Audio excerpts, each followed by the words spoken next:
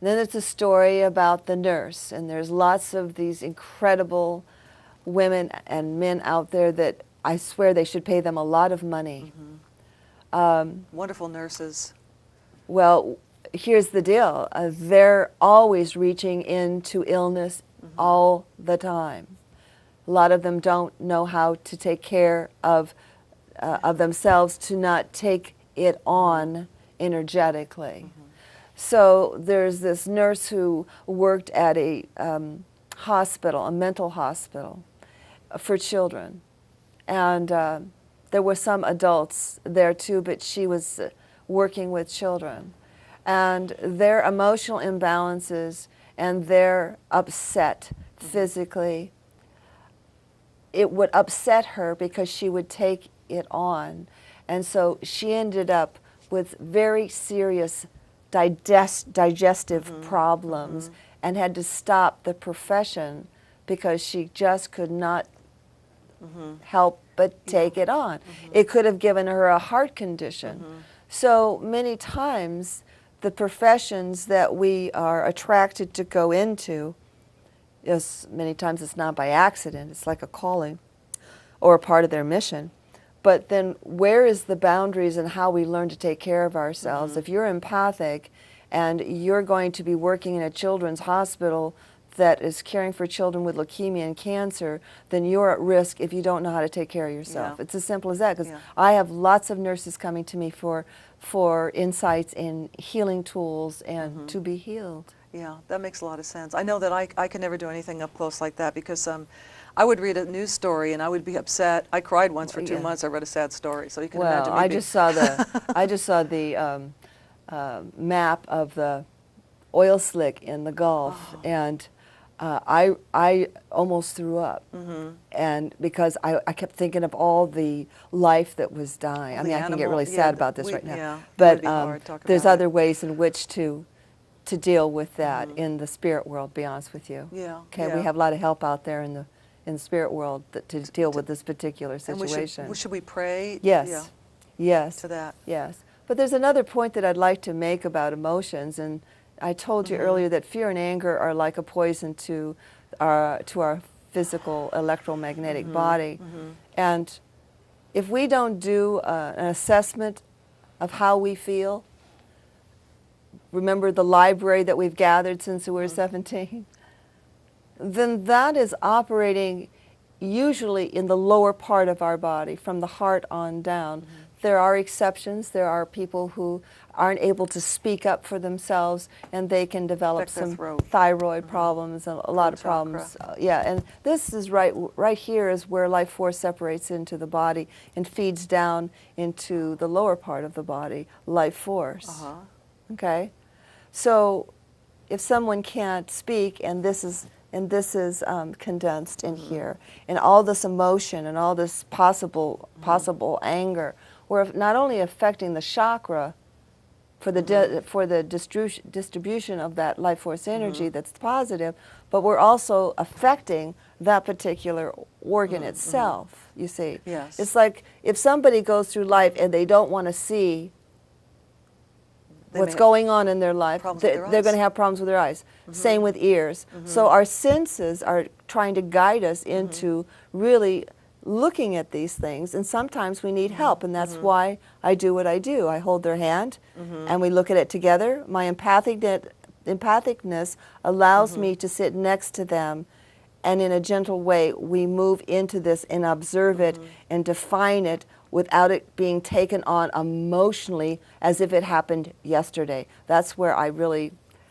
don't participate with that type of therapy. Right, and you don't want to feel guilty about these emotions. It's not about guilt. It's about their fault. Most of the time, the things they're experiencing aren't their fault. It's what they did with it. Yeah, right, exactly. What meaning they gave to it, Right. which is now their reality. Yeah, I got a really good sentence to say, like, if you said to somebody, you really hurt my feelings. Well, they didn't hurt your feelings. It was how you reacted to the way they acted. So we really have more power than we give ourselves credit. We also haven't learned how to communicate in a very loving way. No, that's true. You know. Communication's very important. Yes, It is. you know, you can say to someone, especially if you're going to have a very serious conversation and you want to be heard, you can say to them, You know, I'm really interested in what you feel about what's been going on, but I would really like your listening.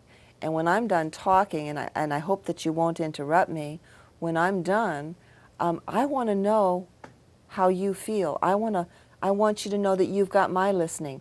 You have just now set up a person who feels that you care and that you're going to treat them with respect. You think about the way people in relationship, in marriages sometimes, where they don't talk to each other, they talk at each other. So I do a lot of counseling with communication skills. What you just said is wonderful too, because when you said that, I could see the person really wanting to listen to you and give you all their attention. It's the Listen to what you tone said. of voice that you use that's loving and gentle. It's also being very specific about what you want, what you're setting up. Because there's so much miscommunication. It says boundary. Boundaries, yes, boundaries. Now, what is the most powerful emotion to focus on that will actually change our health and perceptions of life? Joy. Okay, Joy and happiness. Yeah. Now I'm getting animated. I experience joy like laying down in say a creek. And it's maybe that creek is located in the headwaters. Are you visualizing this? Yes. I'm giving you sort of a metaphoric understanding of what you can actually bring to your body, your mind, and your spirit, because it's actually happened not long ago with a client of mine where Spirit told me to take them to this place. It was the headwaters, means the waters were absolutely pure. The waters are warm, and you're laying about 3 feet underneath the water, and you're able to magically breathe underwater, and you open up an opening in the top of your head so that the water the current of energy moves through your body. If you can a child can visualize that about this quick. An adult might struggle a little bit with that unless they're very visual. Yeah, I'm visual. I'm there with you. Okay. Feels good. Well, when you're in a place of quietness inside of you, and you're very, very relaxed and no stress, and you've got that sacred quiet, and you're experiencing that, your whole body goes through a shift energetically, because you have just sent a message holographically to the DNA in your body, to your brain. You've given it a message that it understands. See, we have a language in our brain that it understands, even though we're not conscious of it. Subconsciously, we are. Look at how the ancients used language of symbolic language. Yeah. Okay, I talk about imagery. Well, that was the language for a long, long time, and that was their spiritual language. And they expected to express from that. They used colors. Okay, they didn't have a written language or a spoken language, and all of that got developed. And what happens is symbolism is still around today. Nike's symbol. Oh, yeah. Okay, marketing. A lot of, yeah. Oh yeah, they've done studies on symbolism, and pretty much, go to the market and you'll see everything is stylized to get your attention for you to buy. And that's attracting you subconsciously. Yeah, yeah. But symbolism is very important to develop a library so that when Spirit is speaking to you, it's going to use that library to communicate with you. So you already have a library about the moon. What do you associate with the moon? Emotions. Well, emotions. Okay, I would say I'm a singer. I think of the song Blue Moon. Well, Yeah. well, that would be a part of your library. Yeah, that's part of my library. Okay, when we think about the sun, we think about energy. Yeah. Okay, when we think about the ocean, we think about the currents. So if Spirit was going to give us a communication, it might throw those images up in our mind in such a special way that we're actually following a story that's unfolding in the most incredible way. And that's how it is psychically. You're just following along as you're being led to look at all of these different images that are coming at you from a lot of different directions.